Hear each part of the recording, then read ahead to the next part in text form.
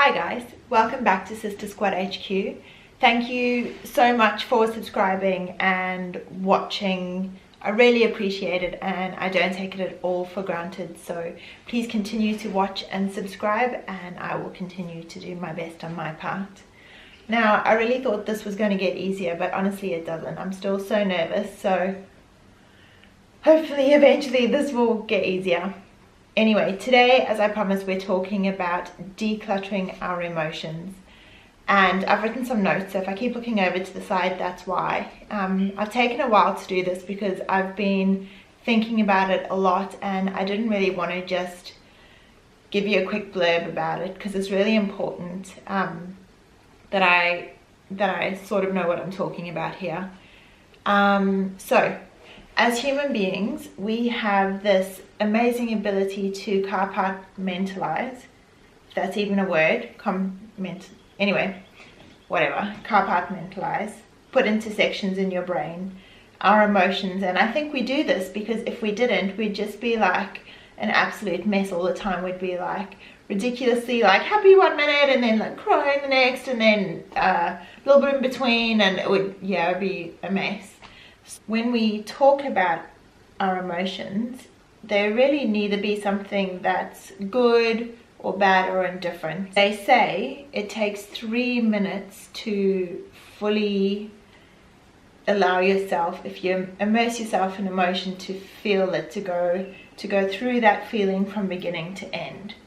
So, you know, in terms of our happy emotions, you can imagine you're at a party, you've had a couple of drinks, you're surrounded by all your best friends, and your favorite song comes on and you dance and you go wild and you kind of stay in that state of euphoricness.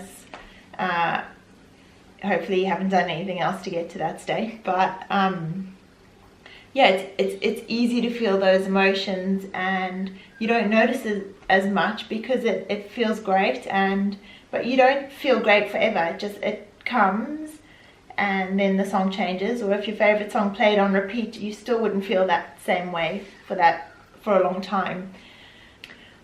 Negative emotions can be powerful and we tend to suppress them because they're painful and we just don't want to deal with that pain.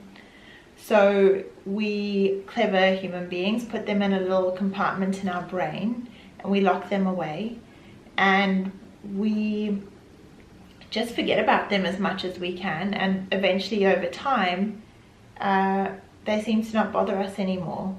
But things can trigger those emotions and they can come up in very, very emotional, painful ways. And I know I was watching a documentary by the Pococks about their time in Zimbabwe and leaving Zimbabwe, which was very true to what happened. And I remember going to bed that night and just being completely devastated. I sobbed and sobbed my heart out.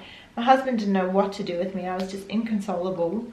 You know, and once I'd kind of gone through that, I settled down and I've never really felt that charge around that situation for me. So if you do allow yourself to go through it, you get to the other side, it sort of leaves you and then you're kind of free in your mind. And it's very important because if you keep holding on to these negative emotions, especially because we tend to feel all the happy ones, that starts showing up in your body. And I know for me, when I feel these negative emotions, I start feeling them in my stomach, right here at like the top of my stomach, and I just get this pain.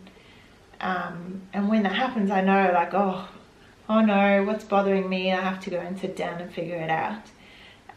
So the way I do that is I get a piece of paper, I set aside half an hour by myself when no one's going to disturb me. So it doesn't matter if I do ugly crying for half an hour, like no one else is going to see it. I light a candle and I sit down and I just write and write and write and write. And sometimes the things I think that are bothering me aren't actually the things that are really bothering me. Another way to do it, if you don't want to do that, because it's not easy to have to sit down and do it, the next best thing to do is book yourself a session with a therapist or a healer or something like that, and just get it out. Like, get it out so it doesn't become an issue in your body and it doesn't make you unwell over time. So on that note, I'm not going to keep you here forever. Thank you so much for watching. Please make sure you set aside some time. You know how often you need to do it. I can't tell you that, but make sure you do it. Be good to yourself, and please subscribe below. I don't know why I say that.